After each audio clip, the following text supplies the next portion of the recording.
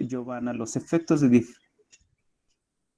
investigó los efectos de diferentes disturbios antropogénicos asociados al desarrollo urbano sobre las libélulas a nivel organismo y cómo estos efectos dictan los patrones de biodiversidad en hábitats terrestres y acuáticos de ciudades. Entre los diferentes disturbios antropogénicos estudiados, se enfocó en aquellos menos estudiados como son la contaminación térmica, acústica y lumínica. De hecho, hay un par de artículos, pero sobre todo uno que nosotros en el laboratorio hemos estudiado muy de cerca, sobre estas libélulas que se han quedado atrapadas y cómo explicar que se quedan viviendo aparentemente con mucha resiliencia en ambientes urbanizados. Entonces, esa es una revisión muy linda que hizo y que nos dio mucha pauta para entender muchas cosas. Ella obtuvo el premio Donald Lee a la mejor tesis en la Facultad de Ciencias Biológicas allá en Leeds en el 2018. Y su especialidad radica en la ecología urbana, entomología, biología evolutiva y conservación de especies. Y antes de que se arranque, me quería yo solamente decir que su adscripción, como pueden ver, es un centro de análisis geoespacial.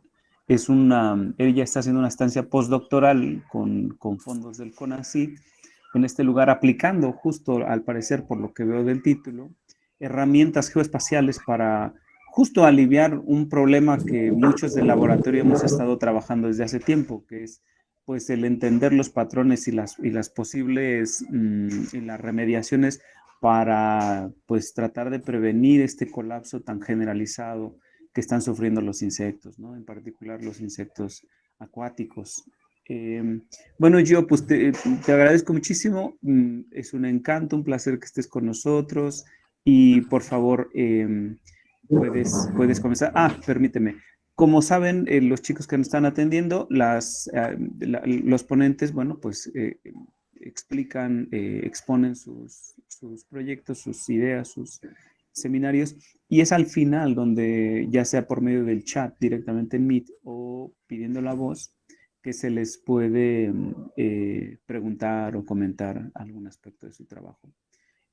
Por ahí le pediremos también a Gio que en el mismo chat, al final, no ahorita, nos escriba su correo electrónico en caso de que aquellos que tengan alguna duda, quieran algo más, abundar, hacerlo por fuera de este medio, la contacten Claro directamente. Sí.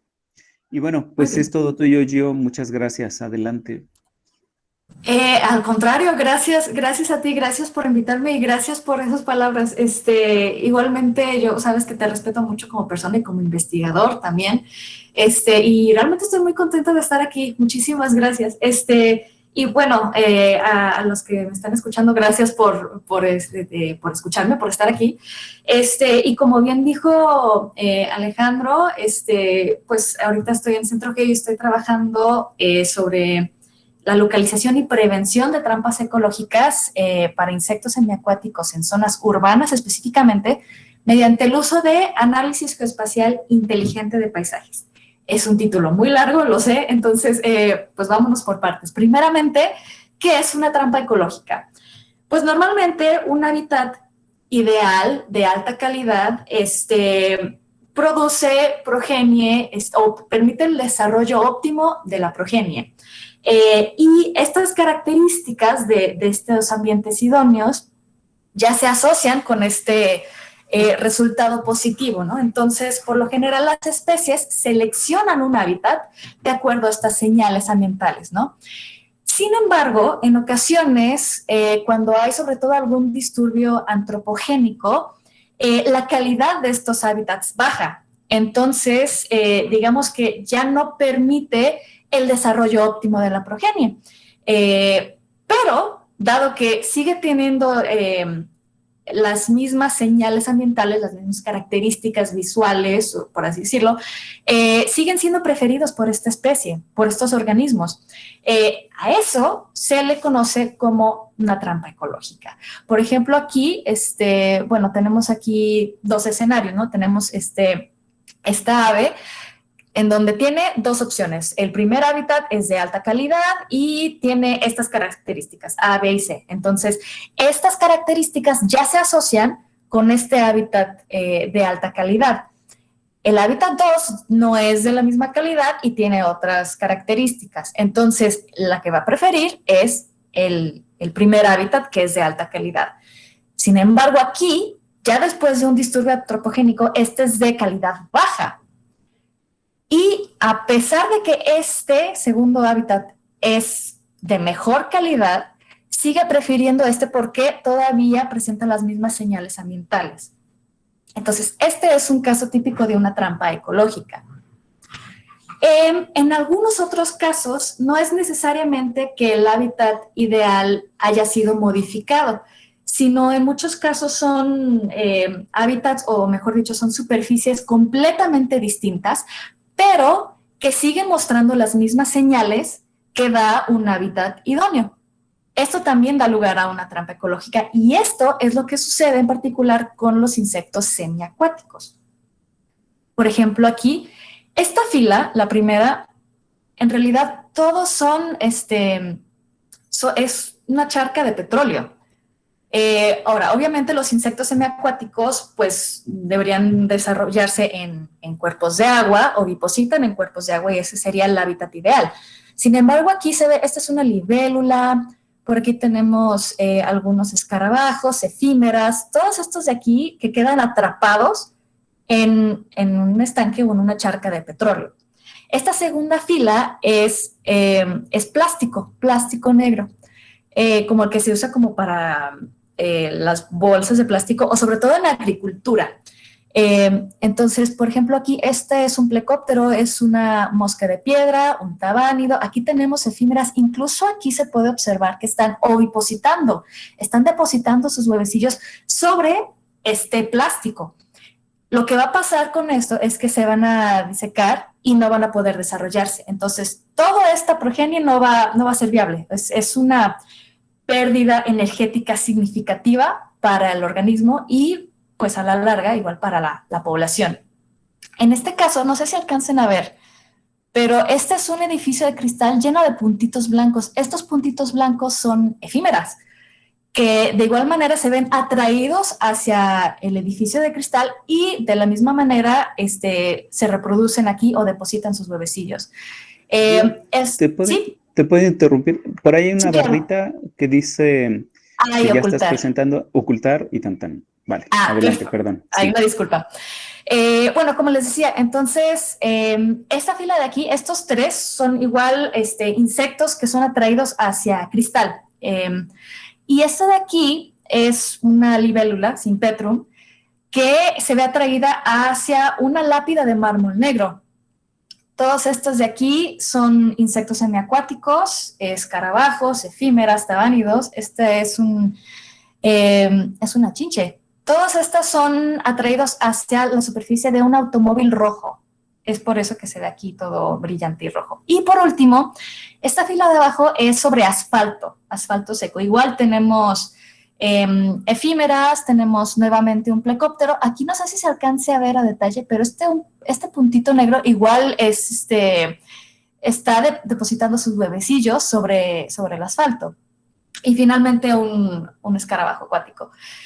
Entonces, claramente todas estas son superficies artificiales, pero son preferidas antes que un cuerpo de agua, que debería ser el hábitat ideal. La gran pregunta es ¿por qué? ¿Cuál es la señal que están transmitiendo estas superficies que hacen que los insectos semiacuáticos sean atraídos hacia acá? Y la respuesta es la luz polarizada. Por lo general, digamos un rayo de luz normal, pues son ondas de energía. Sin embargo, estas ondas energéticas van en diversos planos, horizontal, vertical, hacia todas direcciones. Pero cuando son reflejados por algunas superficies, digamos un cuerpo de agua, entonces, digamos, en vez de ser en todos los planos, estas ondas, es por lo general en uno solo. Entonces, esto es cuando se polariza la luz. es una característica que nosotros no podemos observar, pero muchos otros organismos sí, por ejemplo, los insectos semiacuáticos. Entonces aquí ya está parcialmente polarizada y por lo general es de manera horizontal. Es por esto que los insectos semiacuáticos utilizan la luz polarizada como una señal. Por lo general, si es horizontalmente polarizada y entre más polarizada, más atractivo será para estos insectos. Aquí podemos ver las características de estas superficies y podemos ver cómo reflejan la luz polarizada horizontalmente. Por ejemplo, aquí, este es un cuerpo de agua normal. Aquí tenemos el grado o la intensidad de la luz polarizada, en donde lo blanco es 0% y negro sería 100%. Entonces, por ejemplo, aquí estas zonas negras u oscuras son las que reflejan más luz polarizada. Mientras que en la última fila estamos viendo la dirección o el ángulo de la luz polarizada. Entonces, todo lo que está en verde y morado es en un plano horizontal, mientras que lo amarillo y rojo es en un plano vertical. Entonces, aquí podemos ver que en su mayoría es luz polarizada horizontalmente. Ahora, si vamos con esta segunda columna, esto es un estanque de petróleo. Entonces, aquí vemos igual muy oscuro, es decir, hay mucha luz polarizada y es completamente morado, o sea, es completamente horizontal. Entonces, incluso esta señal es, digamos, más intensa que un cuerpo de agua normal. Entonces, también por esto mismo suelen preferir este charco de petróleo, porque la señal que emite es todavía más intensa que la del cuerpo de agua, que es el hábitat ideal. Esta tercera columna es un plástico negro. Igual vemos que polariza mucho a la luz y en un plano horizontal. Esto es asfalto. Igual, quizás no tan intensamente como las dos superficies anteriores, pero igual se puede ver que polariza la luz y en un plano horizontal.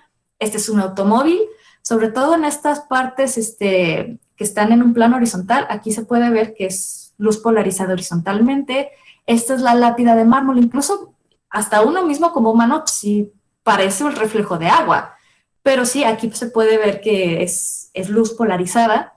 Esto de aquí es un edificio de cristal, sobre todo aquí podemos ver en lo que está más oscuro, aquí es donde más se polariza la luz y en un plano horizontal, curiosamente. Y por último tenemos paneles solares, que también son una trampa ecológica para insectos semiacuáticos. Aquí podemos ver que igual polariza la luz, quizás no tanto como estas otras superficies, sin embargo, hay algo importante que hay que destacar.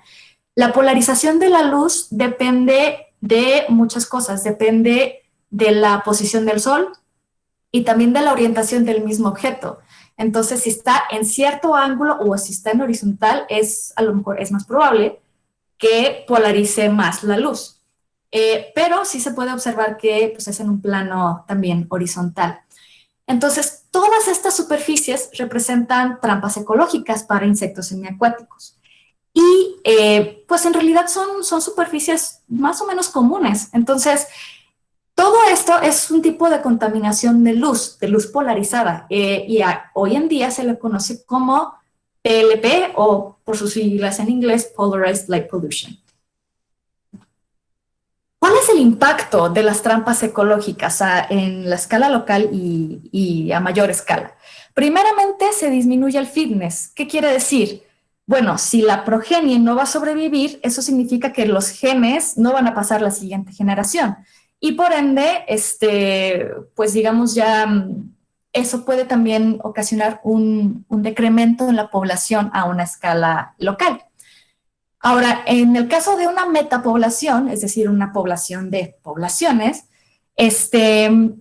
también como que se extirpan estas poblaciones afectadas por trampas ecológicas. Esto es muy común en insectos semiacuáticos precisamente porque en la fase inmadura o larval se desarrolla en agua, mientras que la fase adulta es terrestre y es la que se dispersa. Entonces, hay como estas islitas de poblaciones, pero hay cierta conectividad entre ellas por lo general. Sin embargo, yo aquí pongo una trampa ecológica, de repente hay un edificio, un automóvil, paneles solares, por ejemplo. ¿Esto qué va a ocasionar? Que haya flujo hacia estas superficies, que obviamente pues no van no van a permitir que se reproduzcan o que se desarrollen la progenie, y a la larga estas dos poblaciones se van a extirpar. Entonces, esto puede tener un impacto a una escala local, al nivel de población, pero también a una escala de paisaje. Y hablando de paisajes, vamos a hablar del paisaje urbano. En realidad el paisaje urbano es un ecosistema muy complejo, es una matriz sumamente modificada y fragmentada. En esta imagen aérea podemos ver, se forman como bloques, como parches, sobre todo en los centros urbanos, en donde hay muchos edificios, hay otras estructuras que en realidad son barreras importantes para la dispersión de los organismos. Entonces, aquí vemos como un bloque enorme que puede representar una barrera importante para los insectos semiacuáticos. De igual manera, suele haber poca vegetación. Por ejemplo, aquí pues tenemos este parque y muy por acá se alcanzan a ver algunos corredores verdes. Y aparte, esta vegetación en ciudades suele ser muy homogénea, porque a nosotros los humanos nos gusta que todo sea estructurado, cuadradito, bonito, y también nos gustan las especies de plantas exóticas. Entonces, los jardines, digamos que suelen tener poca diversidad, tanto de vegetación, y también alberga poca biodiversidad de otros organismos. En algunos casos, ya sobre todo, ya hablando de ciudades sostenibles o sustentables, se busca que haya corredores verdes precisamente para facilitar la dispersión. En cuanto a los cuerpos de agua, cuando hay, suelen ser muy modificados, contaminados. ¿En qué sentido? Por lo general la base está con concreto, hay muy poca vegetación y hay mucha materia orgánica, lo cual también ocasiona que haya muchas algas, poco oxígeno, y bueno, a lo mejor ustedes si van a algún parque luego los identifica, huele muy mal, es de un aspecto poco placentero. Entonces, esto es como el estereotipo, ¿no? Lo común en ciudades. Obviamente ahora con el desarrollo sustentable se está buscando modificar eso o mejorar, mejor dicho, los cuerpos de agua y los ecosistemas urbanos en general. Ahora, como habíamos dicho, las trampas ecológicas a menudo surgen de disturbio antropogénico. Entonces, el paisaje urbano que está repleto de disturbio antropogénico, pues digamos que es un lugar en donde pues se espera que haya muchas trampas ecológicas. Ahora, hablando de ciudades sostenibles, como ya les había comentado, pues en estas últimas décadas se ha enfocado en desarrollar ciudades que sean más amigables, no solo con el ambiente, sino con el desarrollo humano, que es como el encuentro de ambos puntos. Entonces, se busca que tengan más vegetación, que faciliten la dispersión de organismos, pero también que alivien o disminuyan otros tipos de contaminación, por ejemplo, la contaminación aérea o la contaminación térmica. En ciudades suelen ser más calurosas porque pues, la cantidad de concreto que hay en general y forman una isla de calor. Entonces, entre más vegetación haya, menos será el impacto de la isla de calor urbano. Ahora, esta imagen que ven aquí me encanta porque es el ejemplo perfecto de lo que quiero ilustrar y prácticamente el objetivo de todo este proyecto. Si buscan en Google ciudad sostenible o ciudad sustentable, esto va a ser la primera imagen que les salga. Y en realidad coincide con el concepto que se tiene de una ciudad sustentable. O sea, sí tenemos mucha vegetación, un poco homogénea, pero tenemos mucha vegetación y tenemos muchos paneles solares, lo cual sí es una forma de energía renovable, sin emisiones, que se considera más amigable con el ambiente. Sin embargo, si lo vemos desde un punto de vista de contaminación por luz polarizada o por trampas ecológicas, esto es un grave problema, porque lo que estamos ocasionando es que haya como hotspots o haya una concentración de trampas ecológicas, y peor aún si tenemos un cuerpo de agua aquí cerca, porque lo que va a ocasionar es justamente que migren hacia estas superficies y poco a poco estas poblaciones irán disminuyendo. Esto también ilustra el problema o digamos la ignorancia, porque realmente muy pocos saben sobre el problema de la contaminación por luz polarizada. Entonces, no se puede desarrollar una ciudad verdaderamente sustentable si no se considera la contaminación por luz polarizada. Entonces, es importante tener herramientas que, por ejemplo, aquí me permitan identificar a una mayor escala, digamos a nivel paisaje, dónde hay más riesgo de que haya trampas ecológicas para poder prevenir o mitigar los efectos negativos. Entonces, ¿cuáles son los tipos de trampas ecológicas que son más comunes en ciudades? Bueno, aquí tenemos a la Ciudad de México, la hermosa Ciudad de México, y aquí podemos observar claramente, bueno, hay muchos automóviles, hay asfalto por todos lados, en algunos casos así como parchecitos, hay paneles solares y sobre todo ya se van haciendo cada vez más frecuentes, lo cual es algo bueno, pero hay que tomar ciertas medidas para prevenir el posible impacto negativo y obviamente pues edificios de cristal, ¿no? Estas son las superficies que pueden ser trampas ecológicas que son más comunes en ciudades. Muy bien, entonces, ¿cuál es el objetivo de mi proyecto? ¿Qué estoy haciendo ahorita yo como postdoc? Pues en realidad estoy haciendo un análisis espacial inteligente que permita la automatización de identificación y localización de estas superficies artificiales que sabemos que pueden causar trampas ecológicas por luz polarizada en el paisaje urbano. Todo esto se hace mediante una técnica de aprendizaje de máquina o machine learning que se llama programación genética o GP por sus siglas en inglés. ¿Esto de qué nos va a servir? Esta información o digamos el desarrollo de estas herramientas nos van a permitir ya planear una ciudad de una mejor manera, desarrollar ciudades verdaderamente sustentables, o si ya están estas estructuras ahí, bueno, entonces, ¿dónde están? ¿Dónde, digamos que permite ubicarlas para tomar medidas al respecto, para prevenir, mitigar y así, digamos, mejorar o fomentar la conservación de insectos semiacuáticos en ciudades? Muy bien, ahora vamos a hablar un poco de lo computacional. ¿Qué es la programación genética? Bueno, en realidad es una metodología que está bioinspirada en la selección natural, en la evolución, pero en la selección natural en particular. Y lo que hace es que hace la búsqueda de diferentes programas hasta que encuentra el ideal o el mejor para hacer una tarea específica que a uno le interese, que al usuario le interese. Ahora, aquí los individuos son programas. En este caso, aquí a la izquierda tengo la representación de un árbol. Es un algoritmo, pero digamos representado por un árbol y se lee de izquierda a derecha. Entonces, por ejemplo, aquí la solución a nuestro problema de interés sería 2.2 menos x entre 11 más 7 por el coseno de y. Digamos, esto de abajo es la representación lineal, pero es prácticamente lo mismo. Entonces, este es un programita y esto dentro de programación genética o GP se considera un individuo, una posible solución a mi problema de interés.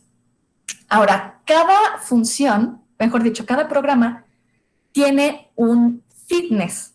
¿Qué quiere decir? Es un valor que nos dice qué tan bueno es en hacer la tarea que nos interesa. Entonces, de manera muy similar, como les había comentado, a la selección natural, tenemos una población con variedad.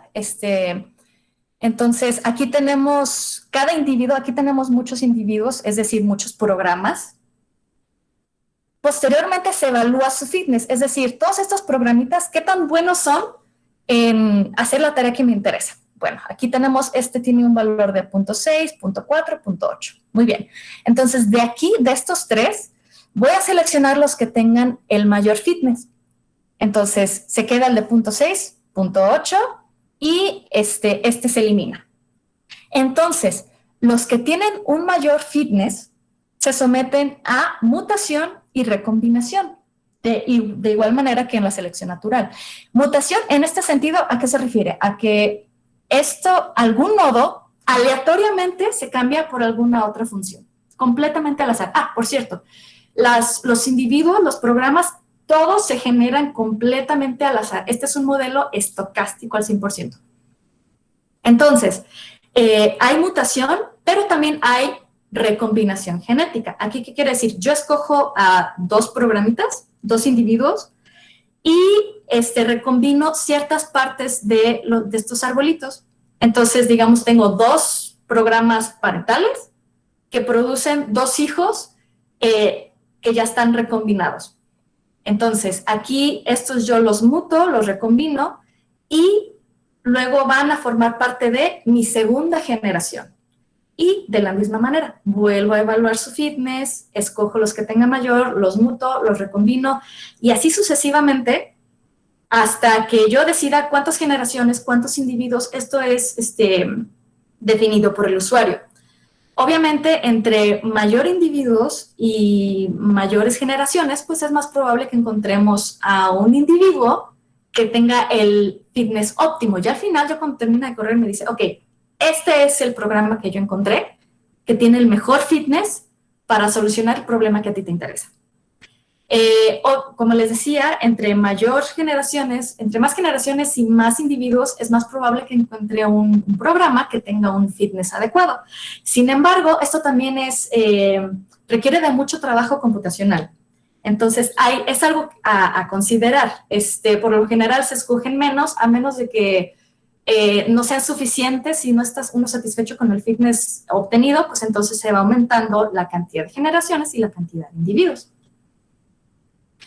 Entonces, en nuestro caso, ¿esto qué significa? Estas son herramientas que se pueden utilizar y que se usan actualmente en percepción remota. Entonces, aquí, por ejemplo, esta es una imagen aérea. Estamos trabajando nosotros con imágenes aéreas de muy alta resolución. Tiene que ser de 30 centímetros por píxel o menos. ¿Por qué? Porque hay muchas superficies que nos interesan. Por ejemplo, aquí tenemos un auto y aquí tenemos estos paneles solares que son muy pequeños en realidad. Entonces, si escogemos una imagen aérea o satelital que sea de una resolución menor, pues estos se van a ver como, van a ser 3 píxeles, 3 cuadros, y no nos va a dar la información necesaria para poderlos identificar. Estamos trabajando actualmente con imágenes RGB, entonces solo son 3 bandas. Como les decía, las imágenes satelitales suelen tener muchísimas más bandas, es decir, más información, de infrarrojos o UV, entre muchas otras cosas, ¿no? Pero se pierde la resolución. Entonces aquí, pues tenemos solamente 3 bandas con las que trabajamos, pero es una resolución muy alta.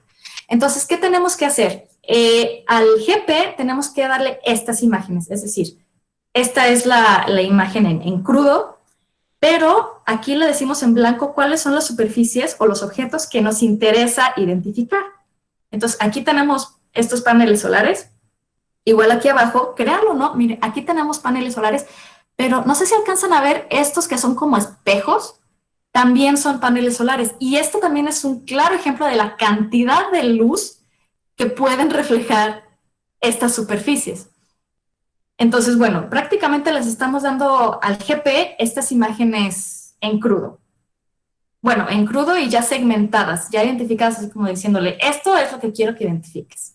Ok, entonces ya después el GP empieza a generar individuos, a probar el fitness de cada uno, comparándolo a ver qué tan similar es con esta imagen segmentada y seleccionando los de mejor fitness hasta que, por fin, recombinándolos, mutándolos hasta que encuentre con una solución adecuada. Si nos alcanza el tiempo, me parece que sí.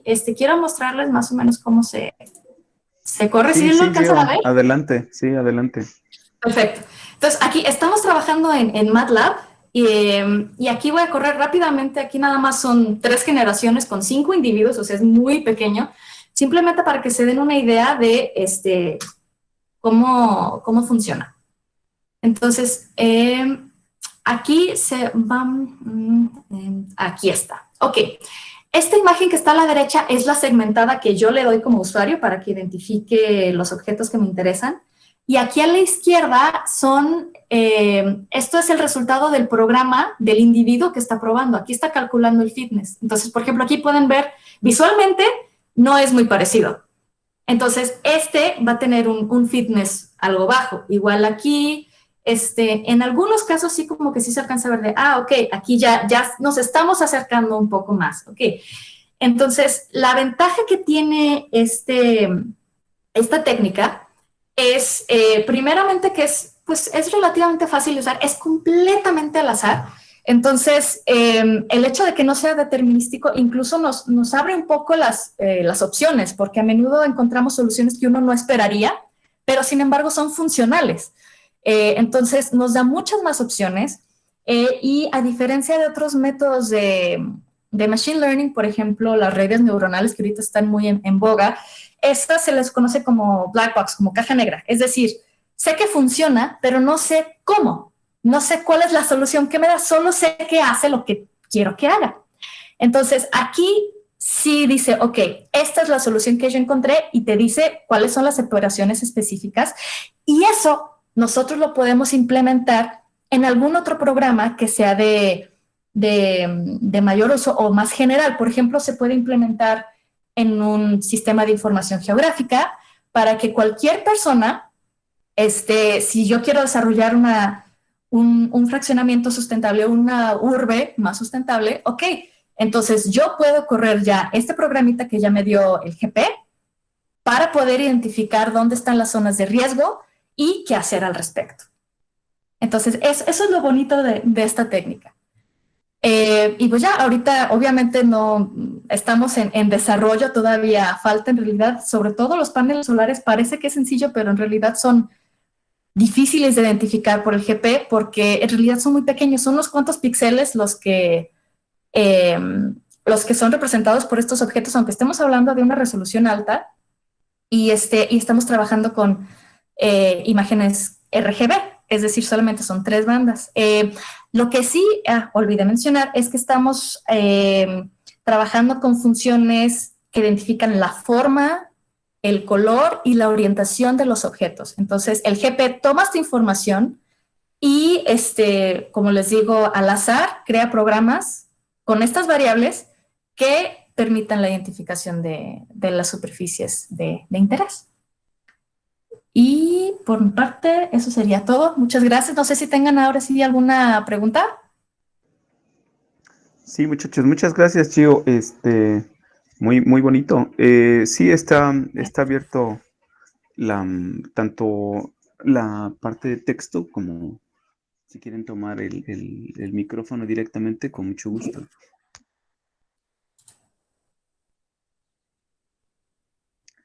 Yo quiero comenzar, Gio. ¿Sí me escuchas? Sí, claro. Entonces, yo me perdí quizás porque se me fue, pero ¿dónde van a aplicar estas técnicas? ¿Dónde van a estar trabajando? ¿En qué ciudades? ¿En qué lugares?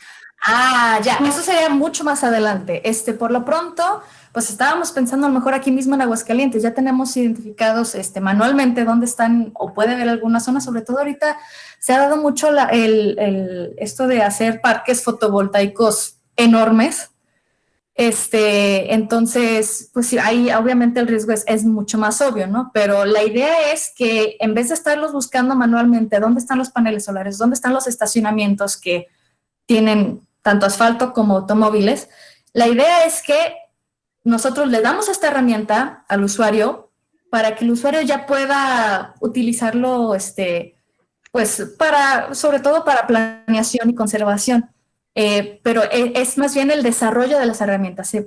Se pondría en práctica aquí en Aguascalientes como para verificar, ok, sí funciona, aquí podemos identificar estas superficies e incluso también ver que realmente polarizan la luz, como se ha reportado en muchos estudios, pero digamos ya para darles esa herramienta para que se pueda hacer la prevención, mitigación de efectos, de impactos, mejor dicho.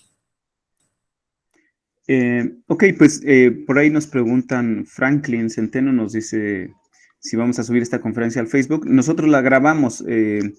Efectivamente, nada más me quedará preguntarle a Giovanna si ella está de acuerdo en que la subamos, porque sí, efectivamente. Sí, claro, no hay problema. Ok. Y Lisette Solís te pregunta si ya tenemos paneles solares en casa y sabiendo que estos reflejan mucha luz, ¿cómo podríamos disminuir el efecto negativo sobre los insectos? Esa es una muy buena pregunta. En realidad hay unos estudios que demuestran que hay una manera muy sencilla de disminuir el impacto negativo, y eso es haciendo que visualmente los insectos lo perciban como un hábitat pequeño. Es decir, si yo divido a los paneles solares con cinta blanca mate que no refleje la luz polarizada, yo fragmento estos paneles solares y visualmente, como ya se ven más pequeños, aunque polaricen mucho la luz, ya no son atractivos para los insectos semiacuáticos. Entonces, esta es una manera bien sencilla y económica de mitigar el impacto. Hay algunos estudios en donde también hablan sobre superficies antirreflejantes. Eso sería un poco más costoso. A lo mejor eso ya sería como nueva tecnología para implementarlos así, pero la manera más sencilla y económica es usando cinta mate blanca. No tiene que ser muy ancha, porque también obviamente entre más ancha, pues menos luz va a absorber el panel solar y entonces va a perder la eficiencia. Pero sí, tiras delgadas, lo suficiente nada más como para fragmentarlo y así ya deje de ser atractivo para los insectos. Por ahí Angélica te quiere preguntar algo. Hola. Hola, ¿qué tal? Primero. No, al contrario, gracias a ustedes. Gracias a ti. Pues te quería preguntar que, bueno, ya que se tengan identificadas como estos puntos que son peligrosos, por ejemplo, en el caso de los paneles ya nos explicaste que podrían dividir las superficies para que sean menos atractivas, pero ¿qué podrían hacer, por ejemplo, en el caso de estacionamientos o de grandes, pues estas calles súper asfaltadas en las carreteras, que son súper brillantes? O sea, ¿qué podríamos hacer ahí en estas situaciones? ¿Qué podríamos implementar? Muy bien. Esas son superficies más difíciles en realidad de mitigar el impacto. Por ejemplo, en estacionamientos probablemente lo que se puede hacer es cubrirlos, hacerlos como techados por alguna superficie que no refleje la luz polarizada. En el caso de asfalto, sí polariza la luz, pero no tanto como otras superficies. Lo que sí se ha encontrado es en algunos estudios que en realidad ya con la luz, ya cuando es de noche, con las lámparas, entonces ya se intensifica la luz polarizada. Esto es riesgoso en particular para los insectos semiacuáticos nocturnos. No son muchos, pero sí hay casos. Entonces, hace poquito, creo que fue el mes pasado, en donde estaban desarrollando o hicieron un estudio con una lámpara para ver si a lo mejor el rango de espectro de luz de la lámpara también podía afectar, o sea, como para que disminuya también el impacto negativo. Y encontraron que creo que si se escoge una lámpara un poco más hacia el tono amarillo, eso también puede ayudar a minimizar el impacto. Entonces, todavía hace falta hacer más investigación sobre la mitigación de las trampas ecológicas, pero, por ejemplo, en paneles solares sí es más fácil.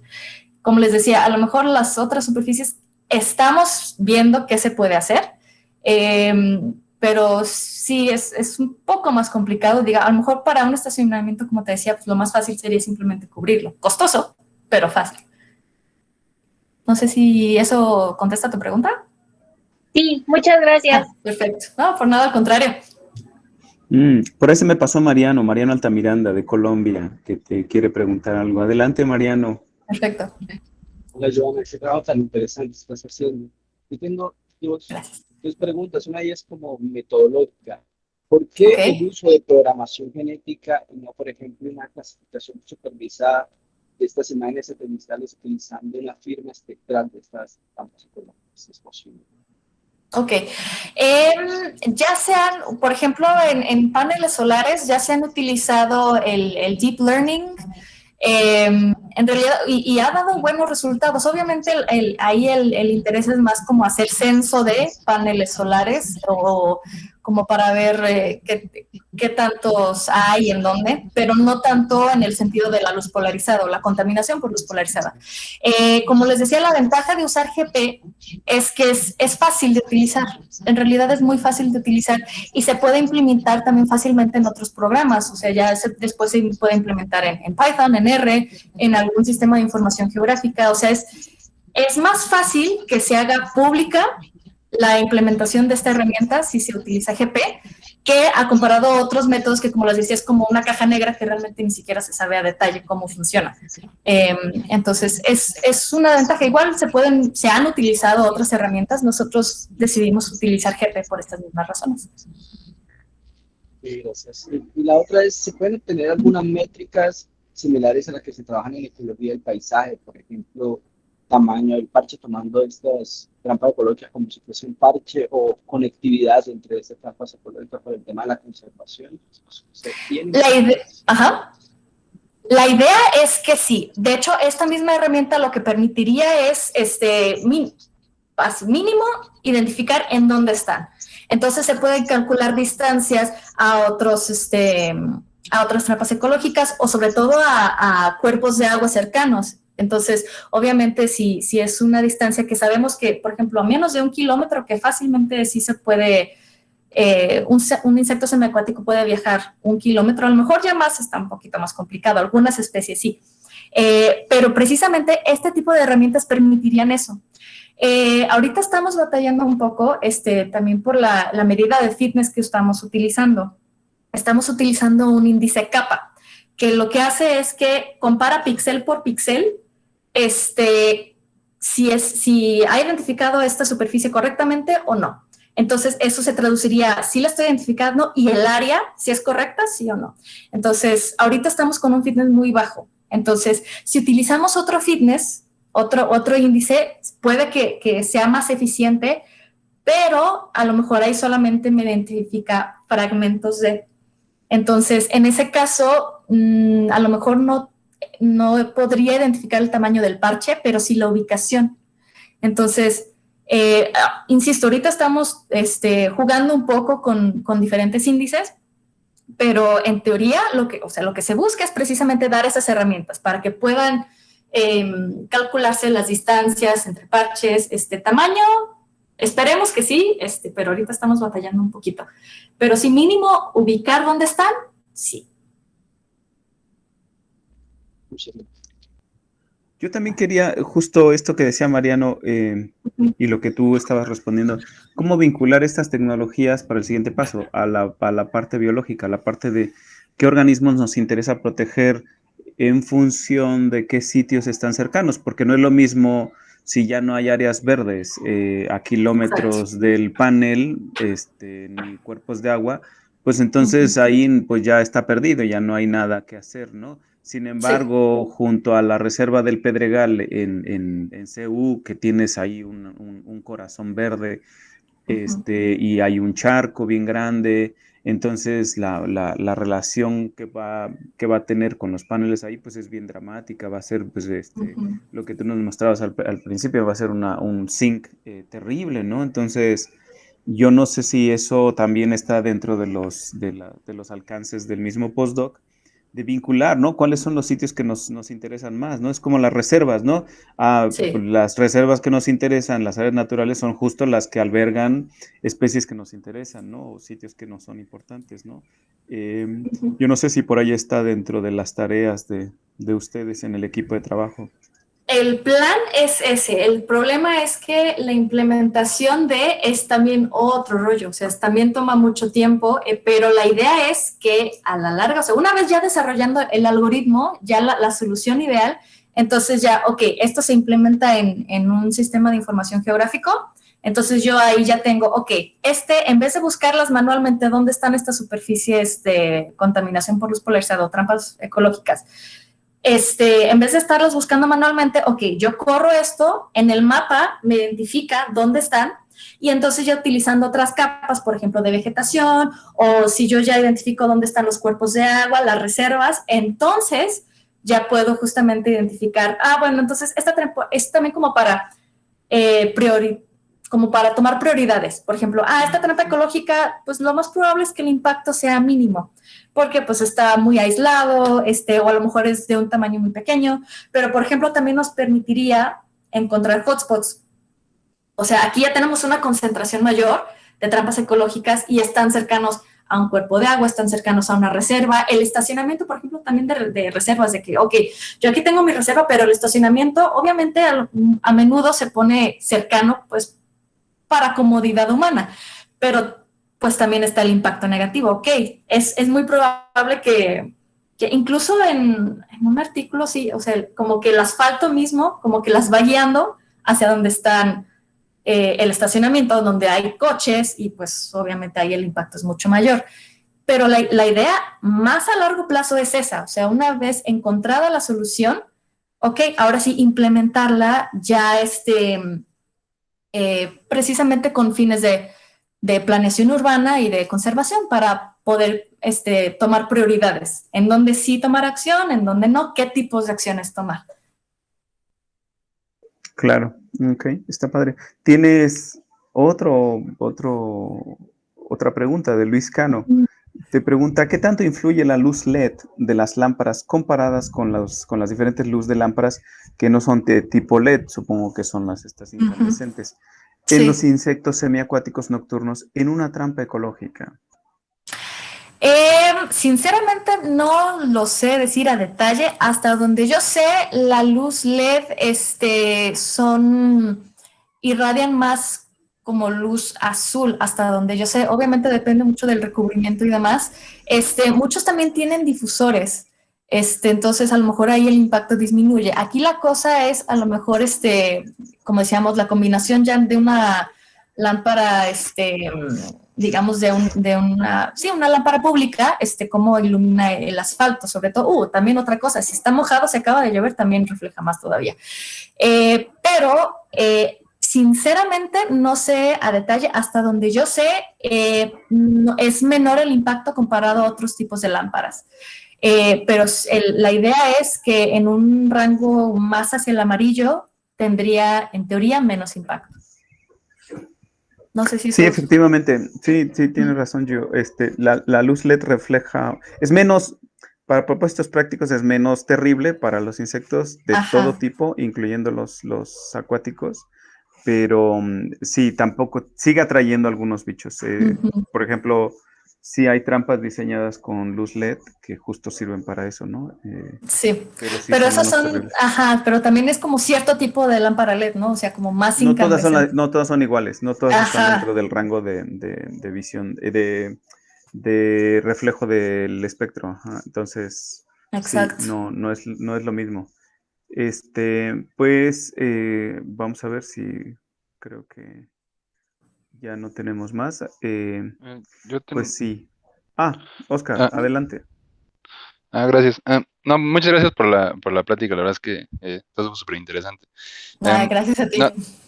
Nada, bueno, o sea, quería preguntar igual lo que ya preguntó Alex, de cómo priorizar y así, pero, o sea, se me ocurren igual dos casos en donde o sea, me gustaría saber tu opinión. En el primero, o sea, en el caso de que supongamos que ya identificaron las zonas en donde hay muchísimos, no sé, o sea, por ejemplo, paneles solares, etcétera, que además que identificaran que sí está haciendo un daño considerable en el fitness de una población porque se están yendo muchísimas libelas o lo que sea a ese sitio.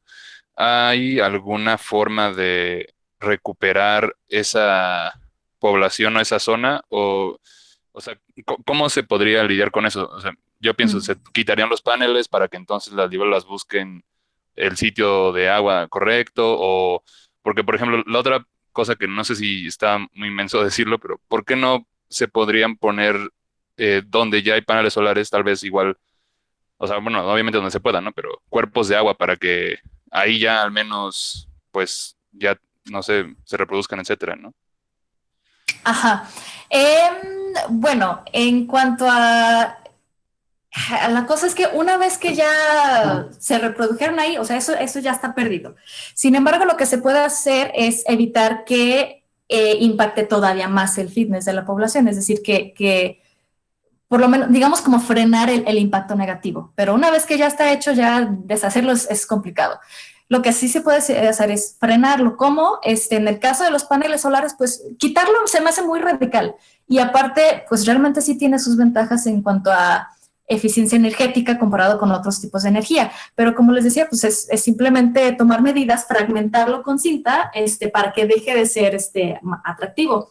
En cuanto a los impactos ya en campo, eso ya es otra investigación. O sea, eso ya sería, esto sería más bien como darte las herramientas para poder identificar posibles sitios de impacto para ya posteriormente, ok, vamos a ver ahora si cuáles especies son más susceptibles, porque hay algunas que, por ejemplo, en algunos casos sí pueden patrullar estas zonas, pero en algunos casos hay ciertas especies, por ejemplo, que necesitan de vegetación para depositar si es, por ejemplo, algunas libélulas. Entonces, si no hay vegetación, aunque haya panel solar, es poco probable que depositen ahí. Pero en otros casos, por ejemplo, efímeras o algunos libelúlidos, que sí, simplemente los depositan directamente sobre la superficie a esas especies, para ellas sí va a tener un mayor impacto. Entonces también eso es independiente ya, es como el siguiente paso. Una vez que ya con el algoritmo ya identifico dónde están las zonas de alto riesgo, entonces sí, hay que hacer un estudio de campo y vamos a tomar medidas de mitigación para evitar un mayor daño. Y o sea, como ya lo mencionaste, en el caso, por ejemplo, de las especies migratorias, o sea, por ejemplo, en las libelas migratorias, en donde, bueno, al menos, o sea, yo en campo las he visto que, o sea, si descansan, no descansan, o sea, sí descansan relativamente, pues no sé, o sea, cerca tal vez de un cuerpo de agua, pero no tan cerca como otras especies. Ahí cómo van a tomar la distancia de que requieren, o sea, porque también en campo es súper difícil determinar dónde están como los sitios de descanso de las migratorias, ¿no? Porque eso es muy variable también, porque se mueven muchísimo, ¿no? Entonces, en ese tipo de especies, igual, ¿cómo lo harían, no? Ok, a mí se me ocurre, por ejemplo, en las libélulas hay una que se llama Pantala flavescens, que es así, es muy frecuente, se encuentra prácticamente en todos lados y es generalista. Entonces, esa sí puedes encontrarse en hábitats muy, en buenas condiciones y también en ciudades, es digamos, generalista. O sea, entonces, ahí a lo mejor sí sería un poco más complicado. Por ejemplo, si sabemos que hay un cuerpo de agua, como ya había dicho, que está a 1 kilómetro o menos de donde hay una trampa ecológica, obviamente va a ser mayor la cantidad de especies que serán atraídas hacia allá. Entonces, a mayor distancia, a lo mejor ahí ya el impacto se reduce simplemente por la distancia A. Entonces, solamente estaríamos hablando de ciertas especies, por ejemplo, de Pantala flavescens. Si estamos hablando de paneles solares, insisto, fragmentándolo así es la manera más sencilla. A lo mejor en otro tipo de trampa ecológica sí está un poquito más complicado. Entonces, pero serían esas especies nada más que sabemos que sí se dispersan o que viajan largas distancias. Pero sí, digamos que simplemente por la cantidad de especies que se dispersan a esas distancias, son relativamente pocas comparándolo con todo el grupo de insectos semiacuáticos. Entonces ya se tomarían acciones nada más para esas especies. No sé si eso resuelve Sí, tu pregunta. Sí. sí, muchas gracias. No, por nada. ¿Alguien más? ¿Tiempo? ¿Alguien? No, no es que nos sobre, pero sí tenemos un ratito todavía, si alguien quiere.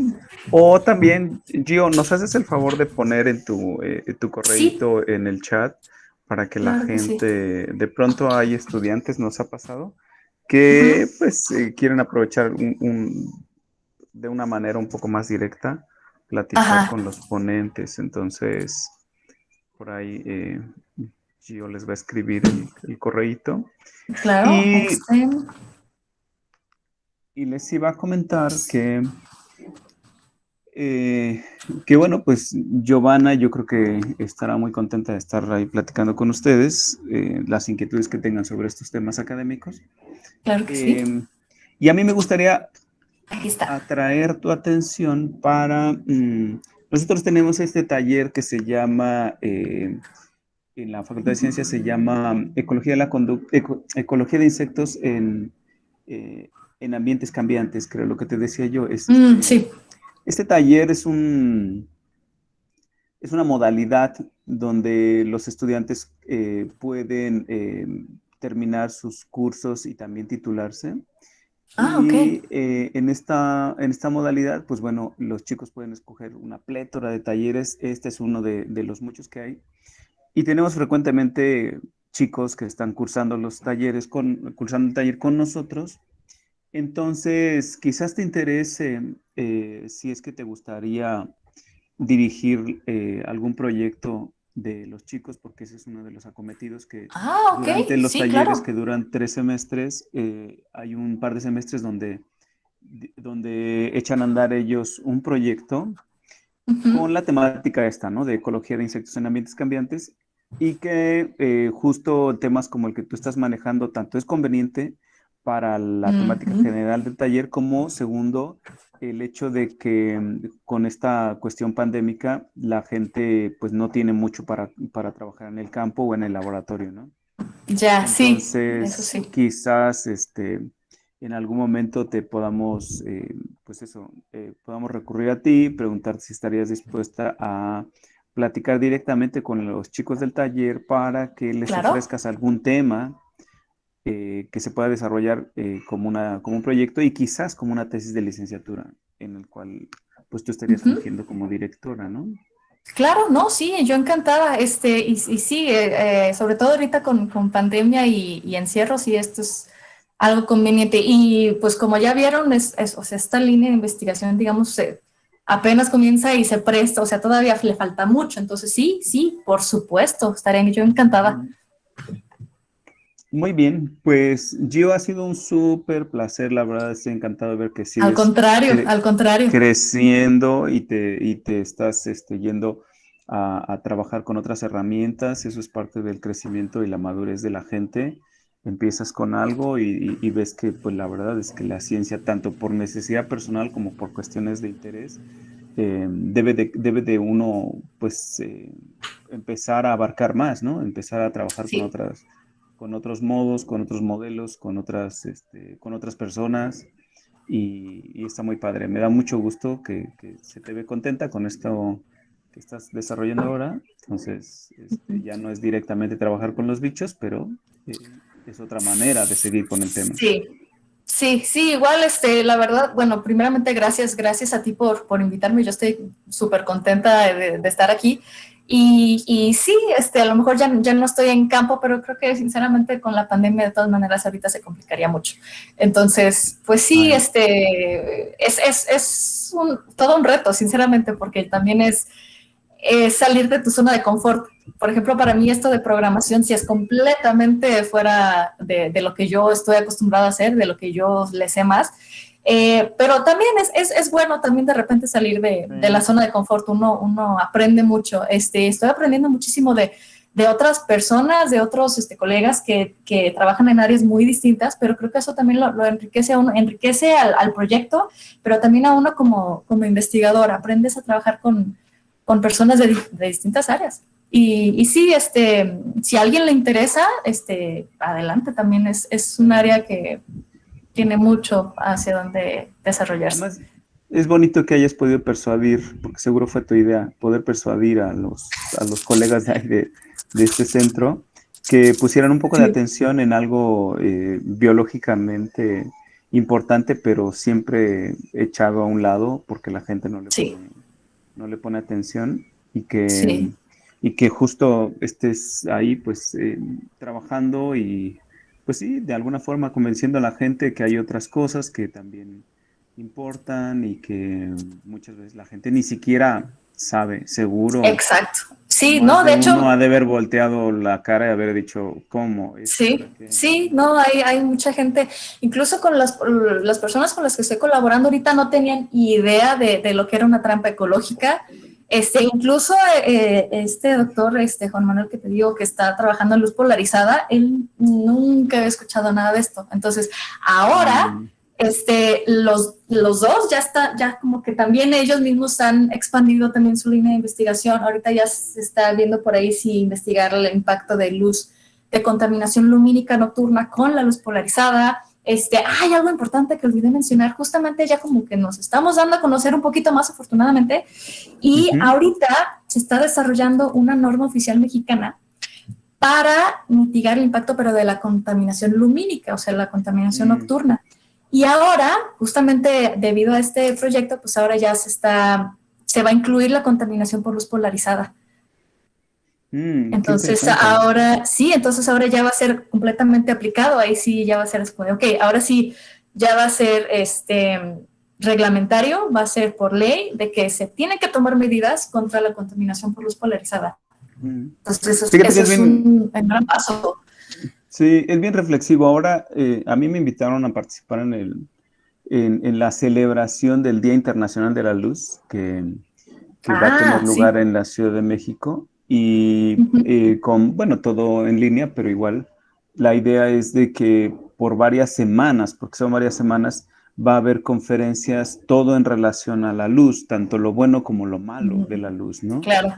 Y a mí me invitaron por la parte esta de los efectos en insectos, los efectos que obviamente son nocivos, y que, y sí, ¿no? Lo que tú decías, dentro del marco de todas las conferencias, porque la gran mayoría hablan de las bondades de la innovación de la luz, que sí, seguro, pues eso nos trajo un gran avance. Pero pues como todo avance tecnológico, muchas veces lo primero pues es pensar en lo bueno, y después ya es cuando te empiezas a dar cuenta de que también tiene unas consecuencias y etcétera. Claro. Y justo eso, ¿no? Cuando les propusimos estos temas para desarrollar en las conferencias, sí, la gente se quedó un poco sorprendida de que no todo es bueno, ¿no? No todo lo que tiene que ver con la luz es bueno.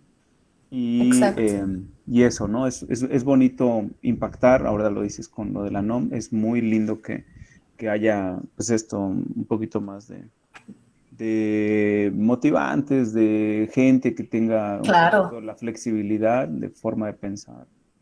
Sí, y también es bonito saber que la investigación de uno también tiene una aplicación, o que tiene un impacto ya en la sociedad.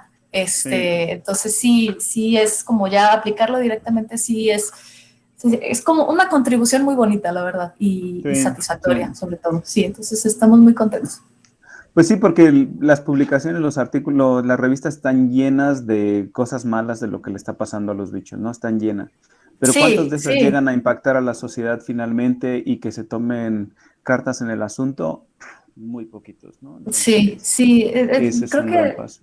Ajá, entonces como que hay un vínculo que falta ahí entre la investigación, la academia y la sociedad. Entonces creo que esta es una pequeña manera, un pequeño granito de arena, pero sí, obviamente falta todavía que la gente conozca de la problemática del tema, porque como mencionabas tú, hay muy pocos que saben de esto. Entonces es importante que se dé a conocer, y aparte también con los paneles solares, porque como que hasta cierto punto siento que están como glorificados, o sea, sí son muy buenos, pero también tienen su impacto, como lo que mencionabas. Entonces también es importante como que verlos ya con, digamos, más objetivamente, y decir, ok, tiene sus cosas muy buenas, pero hay que ver esto negativo, ¿qué podemos hacer al respecto? Entonces sí, es algo bien importante.